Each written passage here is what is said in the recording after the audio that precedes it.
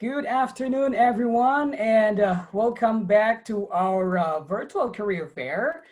We are on the second day of our virtual career fair PMET edition, and hope you had fun with our activities. Yesterday, we had also a talk, and we had a few speakers yesterday. But by the way, if you have missed it yesterday, you can always go back to our website, the Virtual Career Fair website, and you can still watch the recorded talk yesterday. And here today, we have another speaker who will talk about 5 things that you need to handle during interviews. I think this is a really important topic to discuss, because um, finding a job or finding the right job for us, that was discussed also yesterday, but having an interview when you found a job is very challenging. So I think our speaker today, we're going to teach us 5 things to prepare to handle these kind of interviews. Okay, so our speaker is an experienced career coach. It's been doing this for a couple of years already.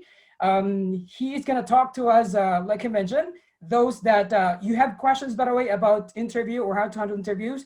Let's gonna take this advantage to ask him. Okay, let me give the floor back to Gerald. Hi, Gerald. Hi Jay, and hi everyone. Right, I'm gonna start the sharing so everyone can see you, and you can also start your sharing All as well. right, wonderful. Let me just get the slides up. Um, right, here we go. Right, thank you Jay. And good afternoon to all of you. Thank you for joining in this afternoon session about 5 things to prepare to handle interviews. As what Jay mentioned earlier, right, interviews can be very scary, especially when it's the first interview in a long time or even your final round interviews. And I'm so glad that today I get this opportunity to share with all of you here a little bit more about handling interviews. Okay, this being the Jobstreet virtual career fair, this morning and yesterday I heard some of the clients coming in saying that, you know what, I've got some interviews coming up with the people at the fair and I don't know what to say, right? So I hope that this session here you'll be able to glean a little bit from what I'm sharing, glean a lot in fact from what I'm sharing, so that you can go into the interviews with the employers with confidence. Okay, so I'd like to just maybe give a quick introduction here about myself. I've spent about 11 years in the public employment services and workforce development, as well as a little bit of time in HR. And today I'm in a role where I'm allowed to work with people, hearing their career stories and their situations to help them set their direction, as well as facilitate moves into a job or across jobs. Right. So what I'm going to share with you today, the 5 things, is really not just from me, but it's really a combination, a compilation, if I may, of all the different people's experiences and their stories that they've shared with me, and I kind of put them into 5 E's. All right. So this is it, the 5 things that I want to cover with you, and I'll do so each point in detail in the coming moments. So the first thing the first E is basically evidences of what you have done in your career would be very important to highlight at the next interview that you're applying for, because that's what employers want to hear. All right. The second thing I'll cover about is about the environment. Right. The environment is not just one-to-one physically, but really on the virtual platform. How do we make sure that the environment plays to our advantage? Right. The third E would be an energy. The energy that you need to display through the virtual platform needs to come across very positively and strongly. The fourth thing is basically making an early impact. Okay, because what will happen? Let me just adjust this a little bit. All right, because what will happen for many people during interviews is they get nervous. And when you get nervous right at the start, it's going to be very difficult for the employer, for the recruiter, for interviewer to follow you through towards the end of the interview. And last but not least, it is the exceptions, right? Exceptions, things always happen according to, like not according to plan. So what are some of the common things that might happen, right? And if you stay tuned all the way to the end, there is a 6E, which I'm going to share with you later on. All right. So let me just jump straight into that. All right. Before we go into the tips, I wanted to share with you also that today the way interviews are being done is a little bit different from the past. In the past, we usually expect interviews to be in person, face to face, but because of the pandemic, virtual interviews have become the norm. So it's not uncommon for you to be having a Microsoft Teams or Skype or Zoom interview request, right? And also this other thing, which is a one-way interview. So what is a one-way interview? Some of you may have already encountered this when you're applying for a job. You start to realize that the company engages you and asks you to perhaps submit a video submission of yourself, answering some predefined questions. So you get this link, you have to click through, they will prompt the questions on screen, and then you have to respond and record yourself. That's what we call a one-way interview. So today, these are some of the various interview formats that are there, right? One-way interviews is pretty new. It's meant to screen out the very obvious candidates that they don't want to interview any further, so that they can save the time of the line managers and of the HR. All right, so I'll give you a little bit more on how you handle that as well as we talk along this session. Okay, so the first thing is evidences. Okay, and evidences basically refers to your experiences, the little stories, the little projects, and the things that you've done in your past that will be relevant for the future. You know, a lot of us, we have long career histories and we've done a lot of things, right? If you were to say that all your career history is from A to Z, A to Z, right? Maybe you feel that you need to tell the employer everything from A to Z. But the truth is you don't need to. What you need to start to do is to tell the employer what is relevant to them. And to do that, you can start to use the job description as a way to identify clues to guide you on what to prepare. So when you start to take a job description, for example, from the Jobstreet portal, you paste it into a Microsoft Word or PowerPoint, and you start to read the job descriptions for some of the tasks, skills, and attitudes, right, that you need, that the employer is looking for. And you start to build stories around it. And what are these stories? These are just 4 to 5 stories, not scripts. These are stories, so it comes out free-flowing. And basically, it's just 4 lines along this, what you call a cast format. All right. So you identify what's the clue. You think back about your career, what are some of the relevant stories you have that are relevant to what the employer is looking for. And then you start to craft 4 to 5 lines along the cast format. So what is this cast format? Cast format just is a short form for context, action, results, and summary. Okay, so context, what is context? Basically, this project, this experience you had, what was why was this situation happening, for example? So what was the problem around the action that you took, right? So actions, basically, what did you exactly do? So sometimes, you know, in an interview, I often find that candidates will just say what they have been doing, but they didn't paint the context to help employers understand what is it that they have been doing. All right, so then the employer doesn't appreciate what you have gone through. So when we put context in front of actions, it helps employer understand why this is important, and then after that you start to share the results. What was the outcome coming out of the actions that you have done? And when we talk about results, this is where sometimes we tend to downplay a little bit. We don't want to talk about it. But today, if you solve the problem, you know, why don't you tell the employer about the results, the benefits that happen? For example, you could share quantifiable results or qualifiable results. So if today, as a result, for example, you manage to streamline process efficiency by 40%, why don't you just say that I streamlined process efficiency by 40%? If today you manage to break into new emerging markets and started to have increased revenue of 20% for the last 3 years, why don't you tell the employers that, right? So telling them the results by itself is not important. It needs to come on top of the context, action, and the results. And because, as with every story, we want a good ending, right? So the good ending basically is a summary. So you always end off by telling the employer, you know, you've done this was the problem, and then this was the action you took, and this was the results. So in summary, you tell the employer, the reason why I'm sharing this with you is because your role requires someone like that. So you go put the situation back to the job they're applying for by sharing the employer what you realized about their job that makes you the best candidate for that, right? So your story suddenly becomes relevant to the employer, because maybe they're not listening to you, maybe they just switched off for a while and they cannot catch your story. But doesn't matter, they will catch up in the summary part, the last part, where you tell them why it is important. All right, and then of course, evidences don't just come in the form of interviews. Nowadays, a lot of employers, they start to ask for skill-based or competency-based assignments. So these are things that they will put up front. These are things that they put up front to you even before the interview starts. They may ask you to complete certain, for example, if you're in an IT industry, they may want you to complete certain programming or certain technical projects, give an explanation on that, right? Or for some, for people in the media industry, they would probably put up some questions that are asking you what you might do regarding some of the business problems that they're handling. So don't be surprised when all these assignments come along, because these are just merely their attempts to try to understand what do you have that's relevant to them. Right, so as a guide, always make sure that you have artifacts. What artifacts? Things, documents, photos, websites, personal portfolios, things that you can put everywhere, right? That you can allow people to see what are the experiences that you build up for yourself. Okay, so that's the first E, experiences. The second part of it is basically environment. All right, environment, and I'm referring to the background that I have here, right? The background that you have when you're actually doing a virtual interview.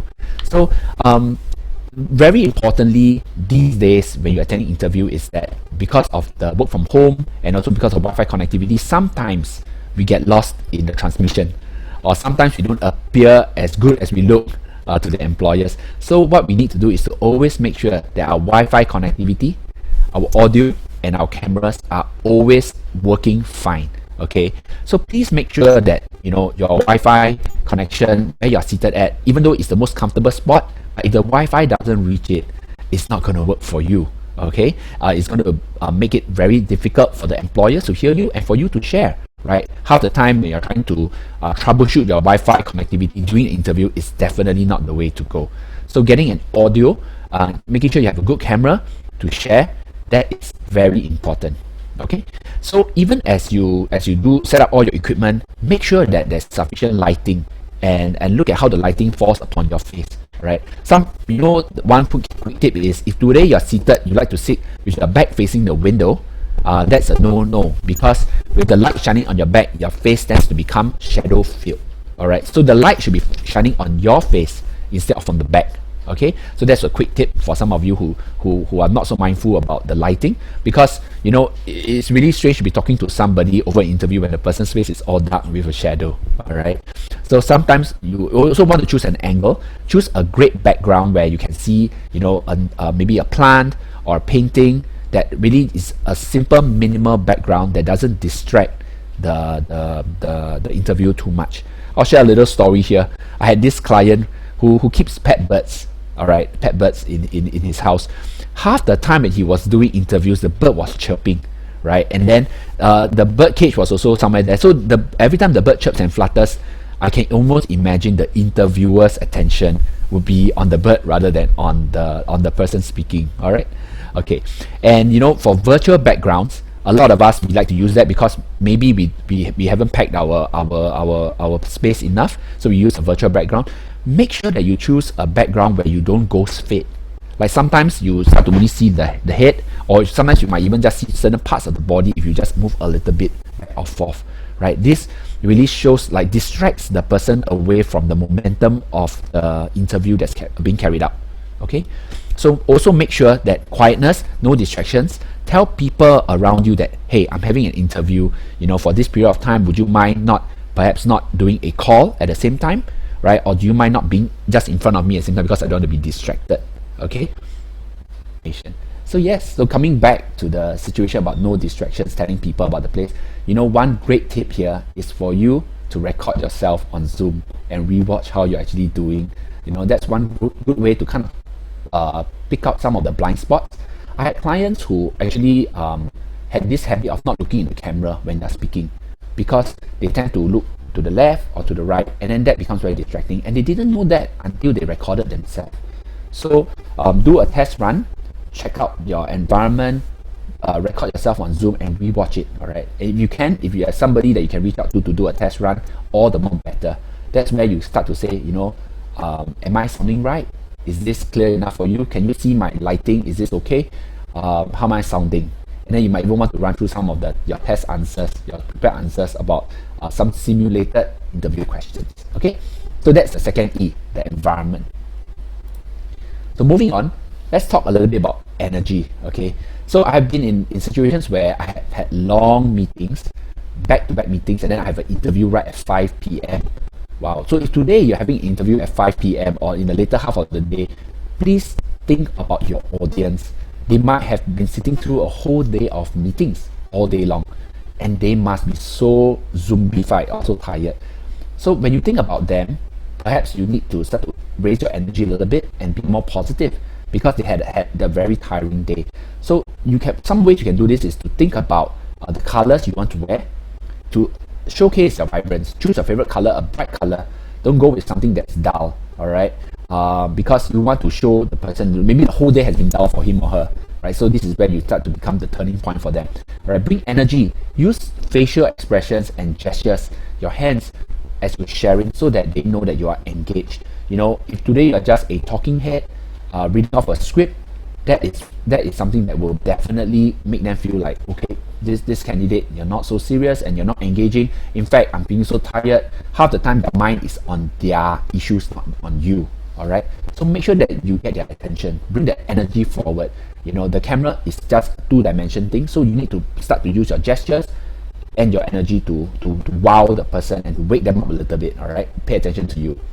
So also adjust throughout the session. Watch for their energy levels. If today their energy seems to be stagnant or they're decreasing and decreasing, that means that they are paying less and less attention to you. So this is when maybe you need to take a step back and then start to maybe adjust your responses to be shorter, right? A lot of us, when we go for interview, I realize we tend to ramble or we tend to say a lot because we are so excited about our experiences from the past. We start to bring a lot of it out. But to the audience, they have a long day. What they want to really just hear is, can you do the job that I have on hand? Tell me, what is it exactly that I need to know to assure me that you are the right person? That's all they want to know. They don't want to know the A to Z's of your experience. All right. So you have to adjust. Once you start to see the energy drop, you need to start to be more concise with your answers. Answer to their question. All right. And then throughout, smile, breathe, and be confident. Don't let their energy make you feel like you are not a good person or that you're not handling the interview well. All right. I had a friend who attended an interview, and this is a really unfortunate situation. You know, she attended the interview, and the interviewer wasn't interested at all in her in the interview. You know, the interviewer was doing stuff like turning around to his bed because he was doing the call from the room and doing things on his bed, like for example packing his clothes and things like that. So this is really an insult to the interviewee, to my friend, right? But what my friend did was she continued to be professional about the whole situation, answered on point, and then ended the call after that, right? So obviously that interview didn't work out because the interviewer wasn't even keen in the first place, right? So just make sure that you know that you bring the confidence throughout and let it maintain despite whatever is happening in front of you. And lastly, if today you are attending, you're doing a one-way virtual interview, and one-way interview meaning that you are having to do a pre-recorded response to certain answers, right? Choose your right timing to do the pre-recorded interviews. Okay, I have some people who procrastinate.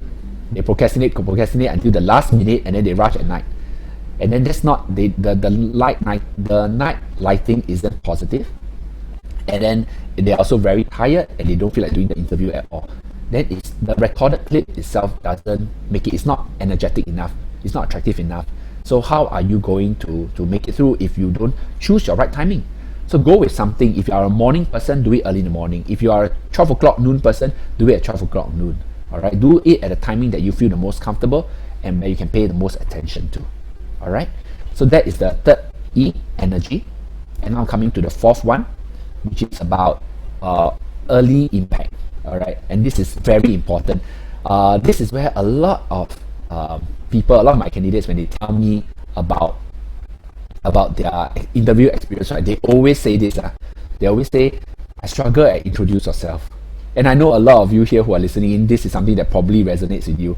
And it's no wonder, because you know, you prepared your heart, you prepared your spirit, you prepared your mind just for this interview, and here you are right now. And then the first thing comes out, you feel that everything hinges on this first question, right? So what you need to do is to take it easy, prepare well for the interview question, and don't worry. All right. So a few things to take note of to make an early impact. Okay. Prepare yourself for these 3 questions. Introduce yourself. Why did you apply for this role? Why did you leave your last role? These are very 3 standard questions, and very often, actually employers, they may know this already from your resume, but what they want to test is how you respond, right? And if today, in these first 3 answers that you give them, if you are able to engage them and you are able to explain to them very clearly why this role is suitable for you, they will be hooked. They will be hooked to listen to you to carry on and on for the rest of the interview. So starting well on these 3 questions sets the tone for the rest of the interview. All right. So let's talk a little bit about introduce yourself here. When we talk about introduce yourself, my own experiences, 9 out of 10 or 9.5 out of 10 times, the person who's interviewing will tell me everything about his or her experience, right? I used to be from this industry. I was doing this for 4 years. I enjoyed it a lot. And before that, I was in another industry. And before that, I was in another job. And before that, I was in a, employers don't want to hear that. You know why they don't need to hear that? Because they already have that in your resume. It's already written on your resume. They have that as a reference. So what do employers want to hear to that? They want to just hear 4 very simple things. What have you been doing? How have you found the vacancy and what made you apply for this job, right? And perhaps what makes you the best person for this role? So the very simple answer could be something like, I have been a technology specialist in the area of software as a service industry, right? And right now I am moving towards a new role in your company because I found that what your company requires fits what I'm good at doing. So something like that, a very simple answer like this, allows the employer to firstly move on to the next question. Secondly, also hear from you that you have done your own research, you know what the company is looking for, you're applying for the right job even, right? And that what specific skills and experiences you have from your past that allows you to be relevant to this new job. All right. So don't go down the route of explaining all your career transitions. All right. Just stick to what the employer is looking for. The second question is, why did you apply for this role? And this is another question that is similar to the first one, where this time you can go a little bit deeper into some of the relevant experiences and abilities that you can bring to the role, right? And of course, apply a future-oriented long-term ambition to it and to explain to the employer why this fits with what you want next, okay? So it's very interesting when you tell an employer, why do I apply for this role? So the way to answer this is really to tell the employer, what does this role, the role that they have, what abilities or what skills or what experiences do they require, and why I have those experiences, and why my experiences match the things that you're looking for. We need to help employers see this connection, because many times we just answer as if, oh, I've done all these things in the past and that's it. It's up to you, employer, to decipher and to interpret what's useful for you. Employers don't want to think that way. They want directness, they want concise. So you tell them, your role requires these 5 things. And based on these 5 things, I have done most of it or all of it in my past experiences. In my last job, for example, in my last job, I was doing brand marketing, and brand marketing is very similar to what you're looking for right now. The customer audience is also the same. Then you start to go on a little bit more from there. So it shows that you understand their role, and you shows that you are the right person for the job. And lastly, why did you leave your last role? Wow, this question is usually a double-edged question. They just want you to know, for example, what are some of the reasons, right, for your departure, right? And actually, often when they look at a resume, they already could see maybe certain trends. So some of us may maybe have a lot of contract jobs, a lot of short jobs, or some of us maybe the last job was maybe about 5 years ago, and since then we have not been looking for a job. So some of these questions is meant to maybe start to ask us a little bit more about those situations. So what we want to do is, when we have to answer this question, we need to watch our tone and watch our words and be professional. We need to, it's a question to kind of suss out whether are you emotional or are you affected by your past situation, because why? The employer doesn't want to have any of that in the new role. They want to make sure that you're over that. So watch your tone, be professional. What you want to be doing is talking more about your interest in the new role than what happened on the last role. So don't talk about the past, talk about what you are looking forward to in future.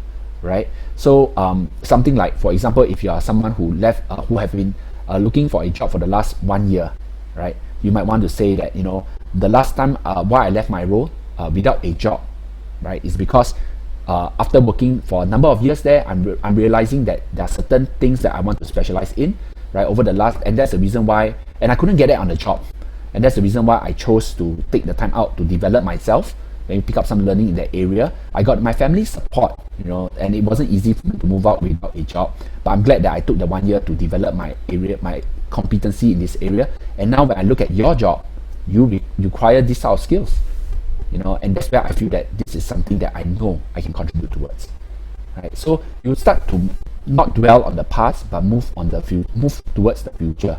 All right. And lastly, you know, within your up-to-date knowledge about the business, the role, the people associated with the role. So sometimes today, if somebody referred you into the company, or someone you know is working in the company, heard great things about the company, this is the time that you use that to make an early impact. You can say that I chose your company, I chose to apply for this job because it fits my skills. You know, I've heard great things from my friend, from this person who told me about your company. I spent some time talking to him or her, and they had great things to say about this department. And you know what? The business culture, the mission of the company is something that I realize it fits in with really what I'm looking for. All right. So when you explain it in that way, the employer also gets the sense that, okay, you know beyond the job description, you know people in this company. That gives you a lot more credibility as compared to someone who doesn't. All right. Okay. So this is the second last point, and last one, exceptions. Exceptions. Wow. This slide is not enough for exceptions, but I'll just pick up the main key ones that always happen. The first one is be prepared for last minute rearrangement. Okay, especially for virtual interviews. So you might have prepared everything, done all the environment checks, all your scripts already, all your, or mentally prepared, your hair is nice, but the HR calls you and says, sorry, can we rearrange, right? Because as we know, a lot of virtual meetings these days in corporate, they tend to overrun. So then they don't have time to meet you. So don't feel bad about the situation, just be professional and say, okay, when is the next available timing, right? Or if today you just need to delay for about half an hour or so, please do so and let them know that you are available from what time to what time for the rest of the day, all right? So last minute arrangement, just be on standby for that. The second thing is device issues. Wow, I have attended a few sessions where the candidate's battery, right, just went out flat. I don't know what he or she was doing before that, but the battery just was not plugged in or was not charged. So what happened was, and they knew there was a battery prompt, but they felt very bad to tell me that they need to charge. So then they just stayed on until the screen just went blank. And then after that, when the person reconnected, then we found out, oh, device battery was flat. So make sure that you always have a standby device. So even for me, I have a standby device as well. As you can see from the I have two devices actually right now on. So in case one is down, this computer is down, I can still hop on to the other one to continue this talk, right? And make sure that all your devices are always charging. Okay. So the other category of exceptions here is really questions that catch you by surprise. All right. And this is something that I've heard quite often actually from many people about comments or questions that employer asks, right? Sometimes they appear not so usual, but it tests your on-the-spot response. Some of them are not so positive as well. So for example, some employers may ask you right at the first stage of interview, what's your salary expectations? And they ask you upfront this way, right? Some of them might even ask you about direct questions about past employment, and they add in their own judgment on that. So they will say that you only work your longest stint for over the last 5 years is 1 year.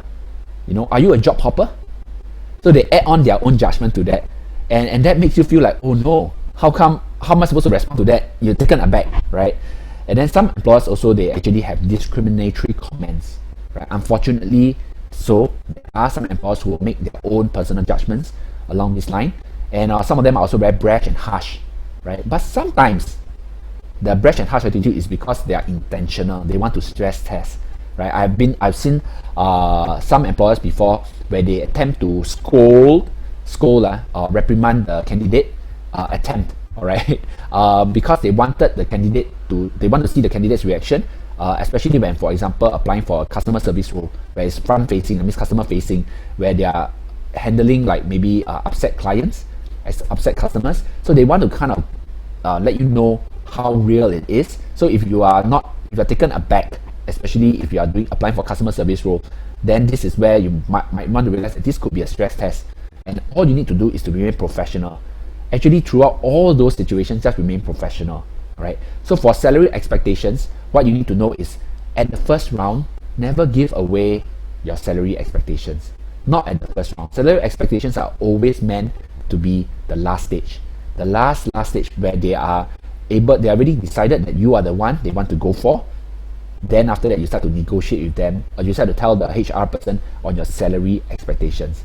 All right. Why is it the last stage? Why not earlier on? It's because at the last stage, that's when you have the most bargaining power. All right. But of course, that's ideal. HR recruiters are not going to let you get away with waiting until the last stage, because from their perspective, they have a budget. They have a budget to fit the next hire, and they want to make sure that you fit inside the budget. So they want to, sometimes they ask up front so that they know whether they don't want to lead you on into a series of interviews, and then after that realize that actually you're asking for too much and they cannot afford to pay you that amount of money. So that's the reason why they might want the salary expectations right up front. So if you are asked that in the first stage, right, you might want to tell them something like, salary expectations is something that you want to only discuss maybe when you're further on the interview, because you want to learn a little bit more about the job as well. The job role, the job responsibilities commensurates with the pay. So you need to know what exactly you're supposed to do so that you also know what you need to ask, right? It's not merely a reflection of what you have been earning in the past and upward from there, okay? So salary expectations, and then if today they press you even more, what you might need to say is something like giving them a range. Well, the market, I've done my research, the market looks, a role like this in the market is about from this amount to this amount, right? So that range is probably something that is comfortable for you. So and that range, right, usually is very big. So anything in between is also fine for you, okay? So that's some quick ways of how to delay some of these things for salary expectations. If today you're working with a recruiter, all right, if you're working with a recruiter, and recruiters always ask you upfront what's your expectations, my suggestion is just tell the recruiter what your expectations is from the start, because recruiters are actually on your side. They want to help you to make sure that you fit their project before they push you towards the client. And it's also their interest to bargain for more for you, because their commission depends on that. Okay, so just take note, if recruiters ask you about salary expectations, don't feel like you need to play a game with the recruiter to keep them guessing. You can be open with them. All right, that's recruiters, I mean employment agencies, headhunters, for example. Those are the people that you can be a bit more honest about your salary expectations. If you don't want to be pigeonholed again into one number, maybe give them a range. All right, give them a range. So direct questions about past employment, discriminatory comments, rash and harsh attitudes, just remain professional. All right, just don't respond. Okay, and then hopefully, at the end of it, maybe they will tell you that it's a test. They wanted to just see what you were doing. But as long as you answer professionally and don't be affected emotionally and don't let it show on your face or your gestures, right, then I think the employer might be more willing to consider you. Okay, so this is this is the exceptions part, and I have one more. And if you stay on all the way, this is what we call ending well. All right, ending well. So a lot of people also ask, what do you do? What do you do after the interview ends? At the end of the interview, so usually it's awkward, right?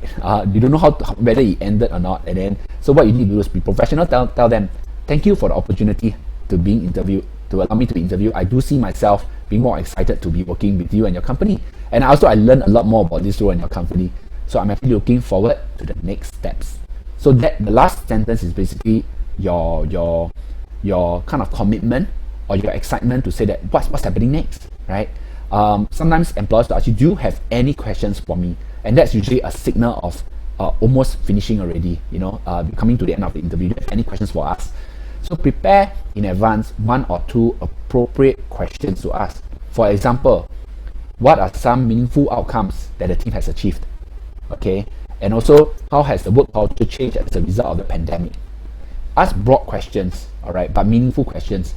Some of the people I've ever encountered very weird questions, like for example, some of the weird questions would include like, how many people applied for this job, and what are my chances? Yeah. So as an employer, asking them this question, for example, it puts them on the spot. It makes them uncomfortable, and they might find that it's not. You will never get a correct answer anyway. They'll give you a PC answer. So just make sure that you ask an appropriate question instead of a direct question. All right.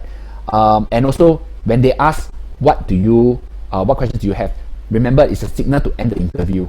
All right. So don't hang on and start to say that actually I want to ask you about the job description. There's a lot of things down here. Do you not think that everything the person you hire need to do everything like this? Don't go into those kind of deep questions. Do something general, right? And then which allows you to also thank the employer at the end of the interview because you have gained more knowledge about the company. Okay. Then within a day or two, you get in touch, or maybe within the same day or the next day, get in touch with the HR representative or the recruiter. Send a thank you email to them. The HR representative is the person who arranged the interview with you. So send an email to that person and say thank you so much for the opportunity. You can add on to say that I'm ready to have a further conversation, clarification with them on anything, anytime, right? So, and if you feel that there was some important questions you needed to know that was missed out during the interview, maybe use the email to also ask. Some of us right now, when we are working remotely or work from home, there are some groups of people who want to continue working from home permanently. So maybe that's a question you need to ask and you forgot. Maybe you want to ask that question. What are the company's views towards working from home arrangements in the company moving forward? All right.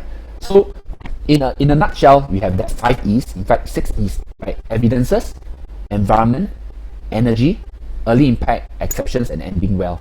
So I really hope that all of you enjoyed what I shared and found what I shared to be very useful for your upcoming interviews. All right. So I wish all of you the best for your upcoming interviews. Thank you. We're going to. I know we have some time left, and I want to just use this time to kind of go into a Q&A session. And I'm just wondering, what are some of the questions that we have? Let me just do a quick check over here. All right. Q&A questions. Okay. So someone asked this, virtual interview is the new normal, and that's right. But we could lose our chances due to maybe we don't look as presentable as in person, right? So maybe presentable is subjective, okay? So what I don't believe that employers will want to look for people who look like supermodels, for example. And even sometimes supermodels being as good looking as that, as supermodels, right? It could be a disadvantage also, by the way, all right? So what you want to do is to look professional, okay? So do your best to look professional on screen as well as off screen, all right? Check out the colors, check out the attire that you are wearing. Is it proper? Your hairstyle or the things that you use, the things that you carry, for example, when you're doing an in-person interview. All right. And this is also one of the reasons why I often tell people, at the stage of resume application, right, when you are actually applying for a job, your photo may not actually be the best thing to include into the resume, because people start to have thoughts and judgments based on your photo rather than on the words on your resume. You want them to be seeing the words on resume, not so much of make a judgment based on how you look, right? So by the time you go into the interview, it means that they know that you are a person who has the ability already. And then from the virtual interview and then in-person interview, maybe they are trying to sense out the fit, the personality fit from there. I don't think it's so much of how much you look. All right. The next question is by Baf Yasri. Yes. So what is the time duration to narrate all these in self-introduction? Okay. So I guess Yasri, you are actually asking about the introduction question. Introduce yourself. How long does it take? Well, 4 to 5 sentences at max, right? This will not take very long. Less than probably 30 seconds. You should be done with the self-introduction. Remember, the interview is the start of the first question is the start of a long interview, right? You don't want to attempt to give them everything in that first question. You want to tell them the relevant bits of you to get them excited for the first question. Remember, it's like reading a book. When we want to buy a book, we always look at the first page or we look at the summary, right? We want to see whether this book is worthwhile to continue reading. That's how the employer does it. They are like reading us as books. What they want to know what's the executive summary, what's the first few pages like, and then they want to decide whether should they continue, how far should they continue asking the questions. So right at the start, if it takes 30 seconds, 4 to 5 lines to explain this role, how it fits us, then that's the way to go. All right. So let me see, what are some other questions. How do we handle questions like, are you a job hopper? When a person is forced by situation to change jobs regularly, not by choice. Well, then this is where you need to address it as it is. You know, you need to tell them, for example, why you had to change your jobs, but not go deep into the past. Remember, we never talk deep about the past. You can just be professional about it and say that, you know, for the last 5 years, I was doing contract roles because these contracts were non-renewable each time. And but you know, the recruiter that was working with me was able to find me new roles because of my good work performances. So everywhere that I went, even though I had to change my jobs, it's because the contract was non-renewable. The company didn't have the vacancy for that, right? But right now, I'm looking at the future. I'm looking at a role like yours, where I'm able to kind of put all my 5 years of renewable contract experiences right into your job. I see that a lot of what I've been doing, especially for my last one job, be relevant in your job in these particular areas, right? It's very fitting towards what I'm doing.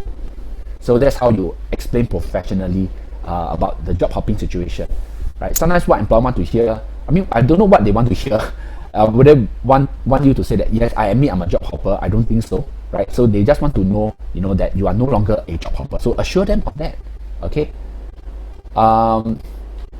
Someone asked, can we ask employer what went wrong? If you're going to ask the employer what went wrong at the start, or rather at the end of the interview, a lot of times employers don't really have the time to tell you in great detail what happened. They may give you some holding generalized observations. For example, maybe there's no job fit, right? Or maybe we found a better candidate. Sometimes they even say you're overqualified, right? And that's just an overgeneralization because they don't have the time to tell you what these things are. So I'm telling you that maybe asking them what went wrong, right, may not be so.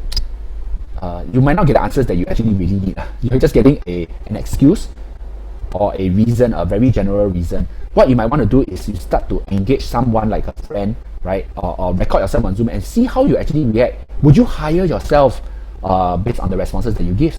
All right, okay. So someone is asking, what should or can I do if I did not hear back from the employer after an interview? So usually an interview after, it will take about, let me see, about maybe 2 weeks. If 2 to 3 weeks you don't hear back from the HR anymore, right, then that could mean that they are actually moving on with another person. So don't hold your hopes up there, right, and then don't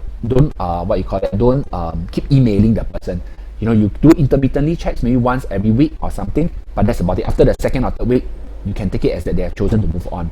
If today the HR was honest with you, they would have told you very upfront that, sorry, we are going on with another candidate. Thank you for your interest in the company. Maybe next time, right? So yeah, 2 to 3 weeks later, move on. All right. If they come back again after that, then that's maybe a surprise. All right, and then after that you can carry on from there. Okay. So yeah, someone said that, are there any signals or signs we can spot that shows the interview went well? All right. I think it's really hard it's really hard to call the signs. I think looking at their body language is one way to know whether how interested are they in you, right? How well they're performing in the interview. But really, it's very hard to even dictate that because there are all employers, generally employers want to paint a good picture. They want to present their best self to you also. So they smile a lot, they talk a lot, they engage with you a lot, but it doesn't mean that you might be the right person for that role. So I would say, you know, don't write on the signs, just wait for the outcome. All right, do your best, wait for the outcome. Okay, because I have heard enough also from people who said that I thought the employer was so interested in me, right? Well, because it's also in their it's also in their interest to present the best side of them to you. Okay, all right. You know, I know the questions are a lot. I don't think we can cover everything, so I'm just reading down and just scrolling through and just seeing what are some of the things that might be good to highlight to you. All right. Okay. How can we prevent, Sam's is asking, how can we prevent ghost fading on Zoom? Okay, the only way I'll tell you is this, don't wear the same colors as what you have on the background. So I chose white today because I have a blue background. Okay, so obviously don't choose the similar colors with your background, and also do a test. So plan out what you want to wear for the interview, choose the background already, and then start to move around the rooms that you want to do your interview at. and then start to move back and forth to see whether you fit in the background.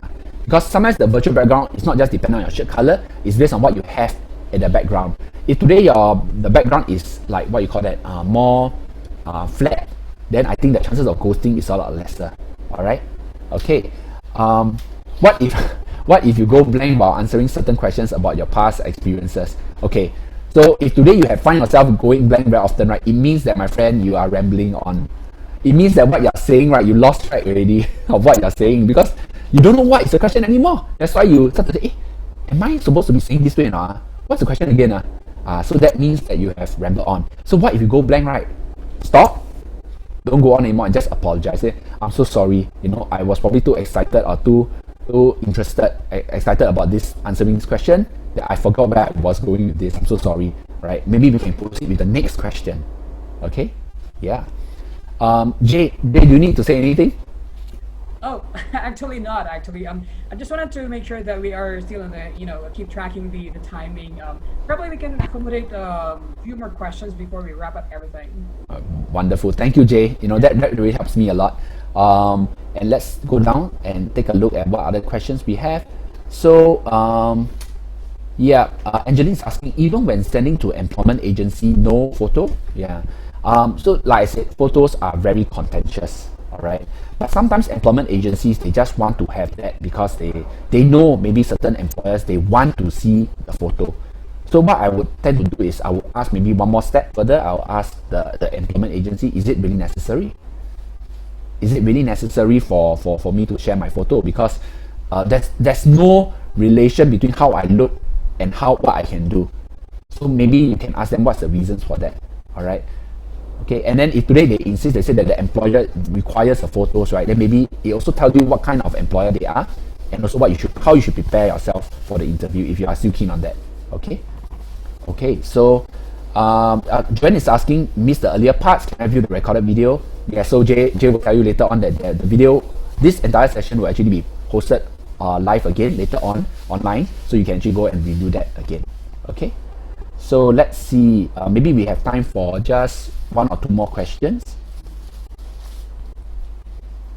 Okay. Yeah. That's actually maybe one last question, Gerald, if you don't mind. Sure. Because I pick up one question here that's, I think it's relevant for nowadays, right? How do we probably handle best the questions about retrenchment? A lot probably in our viewers right now is being retrenched from the previous company and now they're getting another job, right? How do you think it's the best thing to handle that? Thanks, Jay, for that. Was precisely the next question I was going to answer. So you read my mind. Yeah, because retrenchment is something that can't be helped, especially in this pandemic situation. So I tend to tell the people that I work with, right, that if they are retrenched, I'll tend to tell them that in retrenchment, good people lose their jobs. Good people lose their jobs because it's not up to them. It's because the company is not able to keep them in a job anymore, right? So in this current COVID situation where there's global fallout, in terms of employment, it's not just Singapore. Every country is facing a lot of retrenchments, a lot of unemployment, right? So when we are actually talking to an employer about this, the taboo about retrenchment is no longer there, because people tend to be a bit more understanding. They know that it's not your fault. It is the pandemic which happened 2 years ago, rather last year, and the result of it is you losing a job, right? It does not mean that you're not a good person. Okay, so right now, with so many people looking for jobs, I would say that when you answer an employer about retrenchment, talk to them about how your role was affected because of the retrenchment, and move on, right? Don't dwell in the retrenchment of like how the employer tried to negotiate with you and what you tried to do to stay on. Nope. Just say that, yep, my industry, my role was not tenable by the company anymore. They assessed that this was not good, and after 5 years, they decided that my whole department or my role was not needed anymore, and that's the reason why I'm out. And this period of time, I've been thinking about what my next steps. I never really had a chance to think about my career, so I've taken some time out to plan out maybe the last 10 years what have I been doing. I took some time to map out the skill sets, and I realized that there are certain things I'm inclined to do. And you know what? Some of these things I'm inclined to do, a lot of it, I find it in your company, right? The things that you enjoy, the company offers to the employees in terms of this job role, it's something that I find that I can contribute to. For example, I have you're looking for this experience. I've done this with this client in the past before, and how I did it was as such, right? So when we start to answer things like that, we actually push them away from the retrenchment talk, right? I mean, what good is there to dwell on retrenchment? They're not going to help you to fight with your employer to give you a job back. So might as well talk about the future, right? Right, exactly. Well, that's very exciting, and you know, I really love the topic, but unfortunately, we don't have much of the time, ladies and gentlemen. So, thank you so much, Gerald, for sharing us. This is really a wonderful and exciting, you know, topic to discuss with. And by the way, for all the viewers out there, I know that you have a lot of questions. We actually received a lot of overwhelming questions right here, but unfortunately, we cannot really answer all of them. But don't worry, you still have a chance. You can always go to our website, the Virtual Career Fair. We do have a standby professional career coaches. You can even chat with them and ask your questions directly to them, and they can, you know, get back to you right away. Also, okay. So we don't have so much time. I'm really sorry, but we have to wrap up everything. Thank you so much, Jerome. Any final statement for everyone? All right. Thank you everyone for staying on. All I want to just say is that if today you have an interview, right, you should be happy because it means that your skill sets, your experiences are valued by someone. If you don't have an interview, it's all right, because maybe the right employer hasn't appeared yet. Maybe take some time to review. Perhaps it's your resume that needs to kind of have the optimization before the right employer finds you. All right. So either way, all the best for your interviews at this job fair organized by Jobstreet. Thank you. Thank you. That's actually true. The right time will come, actually. And thank you so much, everyone. We hope you had a great time spending with us. We also have another talk tomorrow. We have 11:30 in the morning tomorrow, and also 3 p.m. So stay tuned tomorrow. See you then tomorrow. Have a great day, everyone.